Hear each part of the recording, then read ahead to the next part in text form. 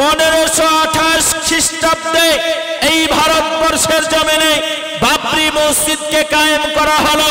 সেই বাবরি মসজিদ একদিন নয়, দুই দিন নয়, 500 বছর ধরে যেই জমিনে মুসলমানরা রাজত্ব করলেন, মুসলমানদের মাতৃভূমিতে 357 বছর পরে তারা একটা দাবি করলো, ওই বাবরি মসজিদের তলদেশে রাম প্রভুর জন্ম হয়েছে, এমন একটা দাবি কিন্তু তারা তুলল। আমার ভাইরা, আমরা মুসলমানরা ইবাদত করে যে জায়গাটা, সেই জায়গাটার নাম হলো মসজিদ। জোরে বলেন কি নাম? মসজিদ। বুখারীর বর্ণনায় আছে যে নেকির উদ্দেশ্যে তোমরা 3টি জায়গা যেতে পারবে। আমি মসজিদ নিয়ে আলোচনা করলাম কেন? আপনাদেরকে বর্তমান প্রেক্ষাপটের উপরে কিছু আন্তর্জাতিক কথা বলতে চাই, কিছু কথা না বললেই নয়। সত্যি এই যুবকেরা বড় আফসোস লাগে, এই যে ঠান্ডার সময় চলছে না, এই যে কিছুদিন পূর্বে একটি ভারতের ইতিহাসে এমন করে একটি নাম রচনা করা হলো, যেটিকে আজকে বাবরি মসজিদকে নিরসন করে, বাবরি মসজিদকে চিরতরে শহীদ করে দিয়ে সেই জায়গায় কিন্তু একটি ধর্মালয়, আর একটি ধর্মীয় স্থান স্থাপিত হলো। আমরা যে দেশটিতে বসবাস করি, এই দেশটির নাম হলো ভারতবর্ষ। কি নাম বললাম? ভারতবর্ষ। ভারত একটি গণতান্ত্রিক রাষ্ট্র। ভারত আমার সোনার ভারতবর্ষ। এই দেশে হিন্দু মুসলিম যৌন বৌদ্ধ কোনো ডিভাইডেড নাই। ভারত হচ্ছে এমন একটি কান্ট্রি, যেই কান্ট্রিটায় সকলের সম অধিকার দেওয়া হয়েছে। আমি ঠিক বললাম না ভুল বললাম? কথা বলেন। ভারত হচ্ছে একটি সেকুলার কান্ট্রি, এখানে সকলের সম অধিকার দেওয়া হয়েছে। আমার ভাইয়েরা, ভুলে গেলে চলবে না, যখন ভারতবর্ষের জমিনে ব্রিটিশ সাম্রাজ্য, একটি নয় দুটি নয়, ছোট্ট একটি গল্প আপনাদেরকে শোনাই। একটি গ্রামে বসবাস করত, একজনের নাম রাম আর একজনের নাম রহিম। কথা ভুলে গেলে চলবে না, মনে রাখবেন। দুই বন্ধু গ্রামে বসবাস করে, দুজনের মধ্যে কোনো জটিলতা নাই, ভাইয়ে ভাইয়ে করে, নিজের রুটি ভাগ করে নিজে খায়, অন্যদেরকে খাওয়ায়, বড় সুখে শান্তিতে বসবাস করে।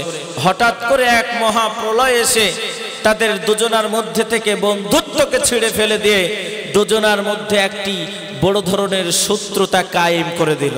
আমার ভাইয়েরা, আপনি বলুন তো, বন্ধু যদি শত্রুতে পরিণত হয়, পৃথিবীর বুকে ওর থেকে মারাত্মক দুশ্মন আর কেউ জোরে বলেন, হতে পারে? আর কেউ হতে পারে না। আমার ভাইয়েরা, এই ভারতের জমিনে হিন্দু মুসলিম যৌনবদ্ধ ঐক্যবদ্ধ হয়ে তারা বসবাস করে। ভারত একটি শান্তির দেশ। 200 বছরের ব্রিটিশ সাম্রাজ্যকে পেছনে ফেলে দিয়ে এই ভারতের জমিনে হিন্দু মায়ের সন্তান, মুসলিম মায়ের সন্তান, বৌদ্ধ মায়ের সন্তান, খ্রিস্টান মায়ের সন্তানেরা তারা পাঞ্জা বেঁধে একে অপরের হাতকে বাড়িয়ে দিয়ে তাদের কবজাকে শক্ত করে ওই ব্রিটিশদের বিরুদ্ধে আন্দোলন শুরু করলো। আন্দোলন শুরু করার পরে তারা এই ভারতের জমিনে বহু রক্ত খনন করার পরে লাল সবুজ গেরুয়ার পতাকা উত্তোলন করলো।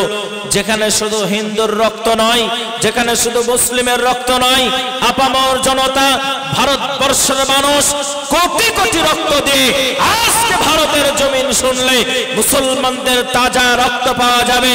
দিল্লির রাস্তায় একটা নয়, দুইটা নয়, 30,000 আলেমকে শহীদ করে ফাঁসির কাস্টে ঝুলিয়ে ইংরেজ তখন বলল যে একটিবারের জন্য বলো ইংরেজ জিন্দাবাদ। তারা বলেছিল আমরা বলবো না, আমরা ভারতের জমিনে জন্মগ্রহণ করেছি, এই দেশে আমরা মরে যাব, মরে পোকা হয়ে যাব, তারপরেও ভারতের জমিন আমরা ছাড়বো না। নারায়ে তাকবীর। আমার ভাইয়েরা, যখন ভারতবর্ষের বুকে ভারতীয় মুসলিমরা বর্ডারে মার খায়, ভারতীয় হিন্দুরা বর্ডারে মার খায়, ভারতীয় বৌদ্ধরা বর্ডারে মার খায়, তখন তাদের মনের মধ্যে একটা চিন্তা ছিল, ওই ব্রিটিশ সাম্রাজ্যকে শেষ করে স্বাধীন একটা দেশ আমাদের প্রয়োজন। আমি কি কথা ভুল বলছি? ইতিহাস খুললে আপনারা পাবেন আমরা মুসলমান, আমরা ভুলে যাইনি। মুসলিম সিংহের জাতি, কাউকে করি না ভয়। পৃথিবীর বুকে একমাত্র আল্লাহকে ভয় করি। We are Muslim and we do not fear anyone except Allah। আমরা একমাত্র মহান আল্লাহকে ভয় করি। মহান আল্লাহর প্রতি আমরা ঈমান আনয়ন করেছি। পৃথিবীর বুকে আমরা কাউকে ভয় করি না, তবে সম্মান আমরা সকলকে দিই। নবীজি আমার শিক্ষা দিয়েছে, তুমি প্রকৃত মুসলমানই হতে পারবে না যদি তুমি বড়দেরকে সম্মান না করো, ছোটদেরকে স্নেহ না করো। একবার জোরে বলুন সুবহানাল্লাহ। আমার ভাইয়েরা, এই দেশে যখন তারা কি করলো, নিজের স্বাধীন একটা দেশ দরকার, স্বাধীনভাবে তারা চলতে পারবে, স্বাধীনভাবে তারা বলতে পারবে, এইরকম একটা কান্ট্রি তাদের প্রয়োজন। এটাকে কেন্দ্র করে তারা ভারতের জমিনে ভারতটাকে স্বাধীন করলো।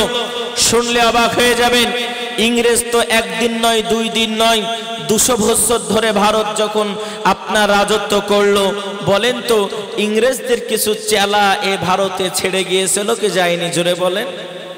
তারা কিন্তু তাদের কিছু চেলা, তাদের কিছু চামচা এই ভারতের বুকে কিন্তু তখনও ছিল। তাদের ইস্যু ছিল একটাই, এই দেশের মধ্যে দুটো মেরুকরণ করতে হবে, দেশটাকে ডিভাইডেড করতে হবে। মাঝখান থেকে এই দেশটি ভাগ হয়ে গেল। কিছু মুসলিম পাকিস্তানে চলে গেল। সেই সময় তুলনামূলক 3 কোটি মুসলিম পাকিস্তানে চলে যায়, আর ভারতে প্রায় 4 থেকে 5 কোটি মুসলিম থেকে যায়। তারা বলল, এখানে আমাদের জন্ম, আমাদের পিতার কবর থাকবে ভারতে, আর আমরা চলে যাব পাকিস্তানে। কখনোই নয়, নেভার। আমরা এই দেশে জন্ম নিয়েছি, আমার পিতার কবরের পাশে আমি শয়ন করব। আমরা যেমন টন টন রক্ত দিয়ে স্বাধীন করলাম, আমরা এই দেশে থাকবো, আমরা ওই দেশে যাব না। জোরে বলো নারায়ে তাকবীর। আজকে মুসলিম হিন্দু মুসলিম সম্প্রীতিকে খনন করার জন্য ভারতের জমিনে এমন একটা ইস্যুকে কেন্দ্র করা হলো, কেমন করে তাদের মধ্যে দাঙ্গা লেগে যায়, কেমন করে তাদের মধ্যে শত্রুতা তৈরি হয়।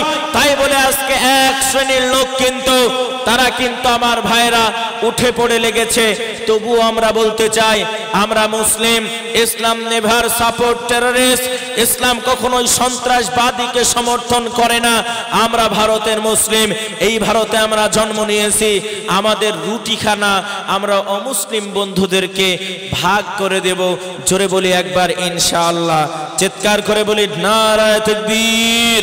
আমার ভাইরা, আমি আপনাদেরকে যে কথাটা বলতে যাচ্ছি, 1947 সালে ভারত যখন বিভক্তি হলো, একটা নয়, দুটো নয়, প্রায় 3টি বছর ধরে ভারতের সংবিধান কিন্তু ইংরেজি ব্রিটিশদের দেওয়া সংবিধানই কিন্তু ভারতের জমিন কিন্তু তখন চলে।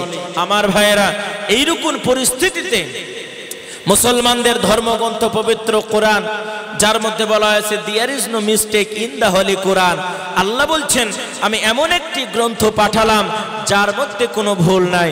মুসলমানদের ধর্মগ্রন্থ কোরআন, হিন্দুদের ধর্মগ্রন্থ বাইবেল গীতা, এমন করে আপনার খ্রিস্টানদের ধর্মগ্রন্থ বাইবেল, সমস্ত ধর্মগ্রন্থর মেরুকরণে প্রত্যেকের উপরে তাদেরকে একটা বার্তা দেওয়া হলো যে তোমরা শোনো, এই ভারতের বুকে হিন্দু আছে অসুবিধা নাই, বৌদ্ধ আছে অসুবিধা নাই, মুসলিম আছে অসুবিধা নাই, আপামর জনতা, এই ভারতের জমিনটা সকলের জন্য সম অধিকার।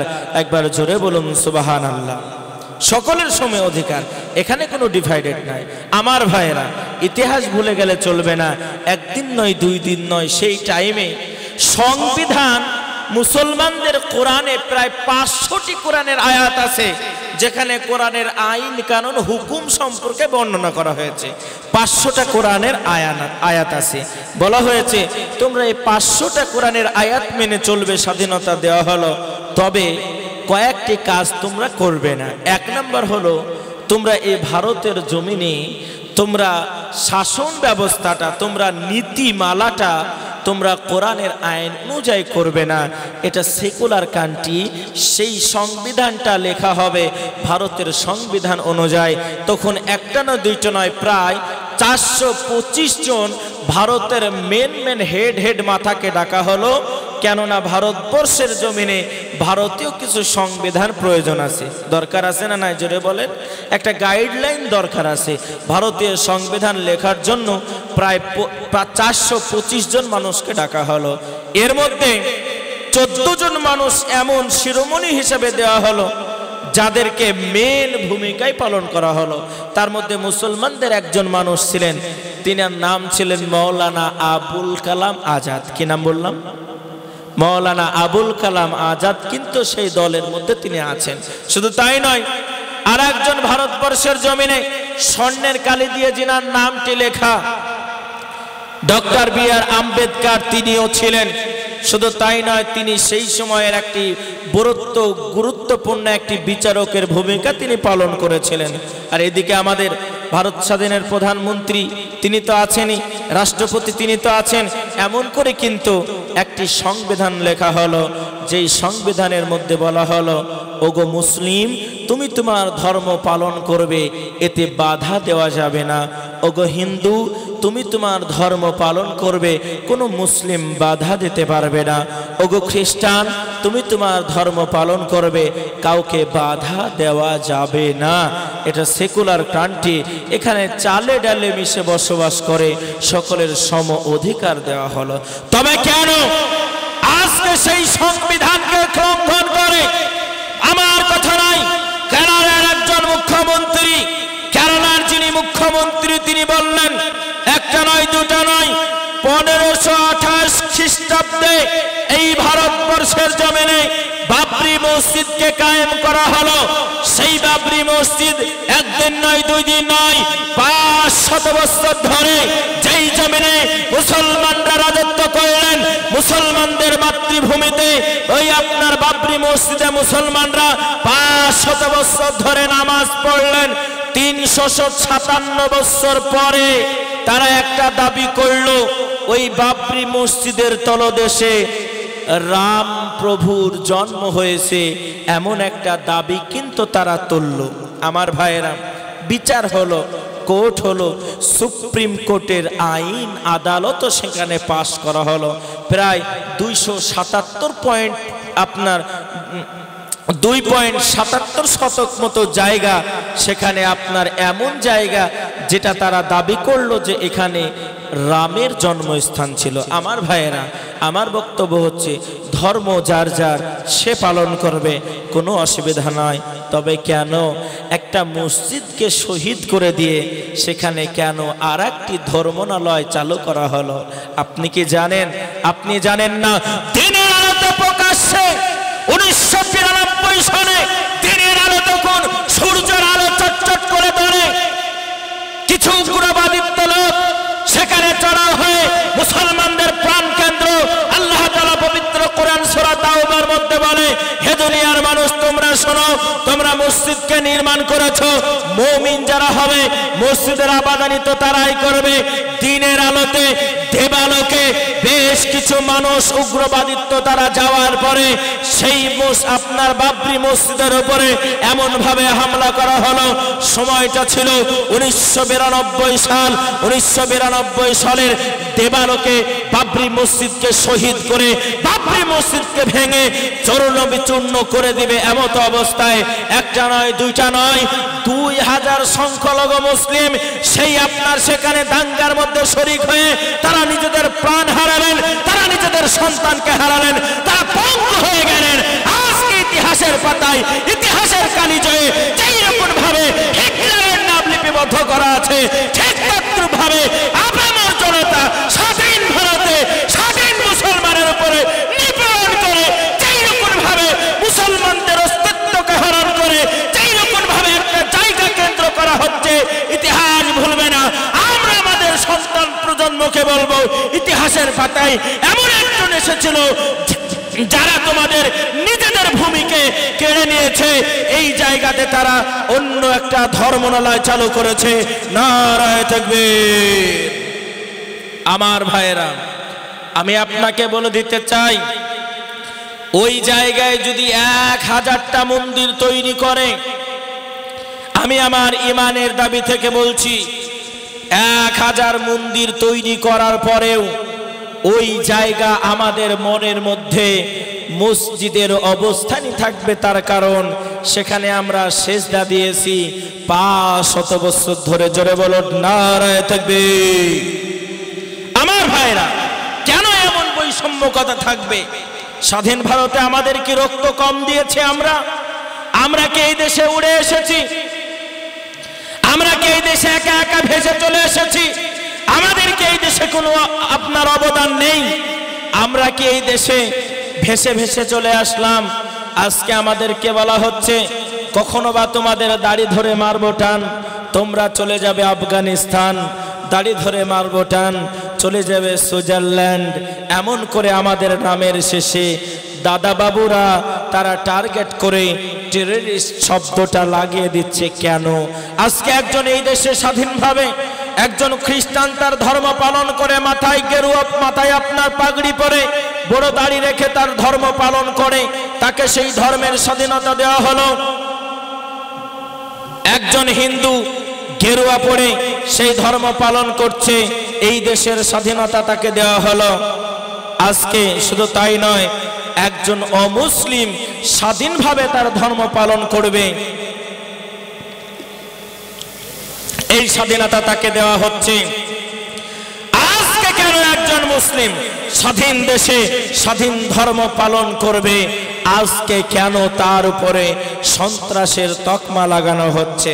কাজেই আমরা ভারতের মুসলমান, আমরা এই দেশে যেমন জন্ম নিয়েছি, আমরা এই দেশে তেমন মারা যাব।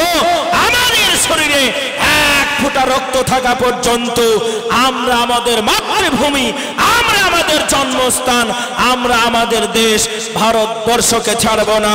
নারায়ে তাকবীর। আমার ভাইরা, আপনারা কি জানেন? শুনলে অবাক হয়ে যাবেন। আজকে এই মন্দিরটাকে কার্য করার জন্য, আমি বলছি না মন্দির তৈরি করেছে এটা বড় ধরনের ভুল, না, আমি এটা বলবো না। কেন বলবো? একটি ধর্মীয় স্থান এটা তৈরি হতে পারে, তবে কেন আমার জায়গাকে আমার কাছ থেকে জুলুম করে ছিনিয়ে নেওয়া হবে? এটা আমরা মানতে রাজি নয়। আমার ভাইয়েরা, আজকে ভুলে গেলে চলবে না। কি বলবো আপনাকে? আজকে মুসলমানেরা নিজের অস্তিত্বকে ভুলে গিয়েছে, আজকে মুসলমানরা নিজেদের ইতিহাসকে ভুলে গিয়েছে, আজকে মুসলমানরা নিজের অস্তিত্বকে ভুলে গিয়ে আজকে মুসলমানরা একদম আপনার পঙ্গত্বে পরিণত হয়েছে। আমি আপনাদের কাছে কয়েকটি কথা না বললেই নয়। এই স্বাধীন দেশে একদিন নয়, 2 দিন নয়, এই স্বাধীন দেশে মুসলমানরা রাজত্ব করলেন। এই স্বাধীন দেশে মুসলমানরা রাজত্ব করলেন 1200 বছর। কত বছর বললাম? এই কথা বলে না, কত বছর বললাম? 1200 বছর মুসলমানরা স্বাধীন আপনার রাজত্ব করলেন। শুধু একদিন নয়, 2 দিন নয়। আমেরিকা মুসলমানদের কবলে, ফ্রান্স মুসলমানের কবলে, সুইডেন মুসলমানের কবলে। আজকে স্বাধীন মুসলমানদের উপরে নিপীড়ন করে ফ্রান্স কি করলো? মুসলমানদের ধর্মগুরু যিনি, যিনার চরিত্রটা ফুলের মতন পবিত্র, ওই নবীর নামকে কেন্দ্র করে একটা চিত্র অঙ্কন করা হলো। আপনারা সেটা দেখেছেন? দেখেননি? নবীর ব্যঙ্গাত্ম চিত্র করা হয়েছে, হলো কিনা? শুধু তাই নয়, আজকে পবিত্র কোরআনুল কারীমকে কোন জায়গায় দাও দাও দাও দাও দাও দাও করে আগুন লাগিয়ে জ্বালিয়ে দেওয়া হচ্ছে। কখনো বা মুসলমানদের কোরআনের গায়ে আপনার পেশাব করে দেওয়া হচ্ছে। এমন করে আজকে বিভিন্ন জায়গায় পৃথিবীর বিভিন্ন মানচিত্রে মুসলমানকে টার্গেট করে তারা একটা ইস্যু খাড়া করছে যে মুসলমানদেরকে পৃথিবীর মানচিত্র থেকে মুছে দেব। কিন্তু বন্ধু, না না না, মুসলমানরা পৃথিবীর মানচিত্র থেকে মুছেনি, আগামীতে মুছবেও না। নারায়ে তাকবীর।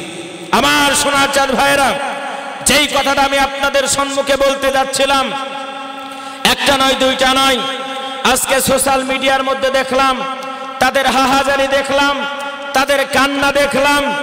একটা নয়, 2টি নয়, প্রায় 3800 বাড়িকে ভেঙে চূর্ণ বিচূর্ণ করে দেওয়া হয়েছে। শুধু একটা নয়, আপনার 140টি দোকান, যেখানে গরিব মানুষের ইনকামের সোর্স, যেখান থেকে গরিব মানুষরা দিনে দুবেলা দুমুঠো খাবার খাবে, নিজেদের অন্নশন করবে, এইরকম একটা জায়গা তাদের দোকানকে ভেঙে চূর্ণ বিচূর্ণ করে দেওয়া হলো। শুধু তাই নয়, 15টা মসজিদকে ভেঙে শেষ করে দেওয়া হলো। এমন করে মুসলিম এরিয়াকে টার্গেট করে সেখানে ব্যারিকেড করে দেওয়া হচ্ছে। একজন সাংবাদিক মাধ্যমে বলছে যে আমরা কি করব, আমরা যদি কারোর বাড়িতে কাজ করতে যাই আমাদেরকে কাজে নেয় না। অযোধ্যায় আমরা মুসলমানরা সংখ্যালঘুরা এমন ভাবে আছি, আজকে আমাদেরকে দেখে তারা অন্যরকম ভাবে অন্যরকম ভঙ্গিমায় তাকায়, কিন্তু আমরা তো তাদের বন্ধু, আমরা তো মানুষ। আর পৃথিবীর বুকে যারা মানুষকে ভালোবাসে না এরা কখনোই মানুষত্ব হতে পারে না। নবীজি বললেন, যদি তুমি আল্লাহকে পেতে চাও, যদি তুমি লর্ডকে পেতে চাও, যদি তুমি জাজমেন্টকে পেতে চাও, যদি তুমি তোমার স্রষ্টাকে পেতে চাও, আল্লাহ রাসূল বললেন যে তুমি মানুষকে ভালোবাসো। একজন অমুসলিম যদি অনাহারে জীবন যাপন করে, তোমার উপর দায়িত্ব হলো তাকে এক বেলা খাবার দেওয়া, এটা তোমার ঈমানি দায়িত্ব। না হলে তুমি 14 বার যদি হজ করো, তোমার পাশের বাড়ির মানুষ যদি একজন অমুসলিম থাকে, তাকে তুমি খাবার না দেওয়ার কারণে কিয়ামতের কাঠগড়ায় আল্লাহর কাছে তোমাকে জবাবদিহি হতে হবে। এজন্য আমার ভাইরা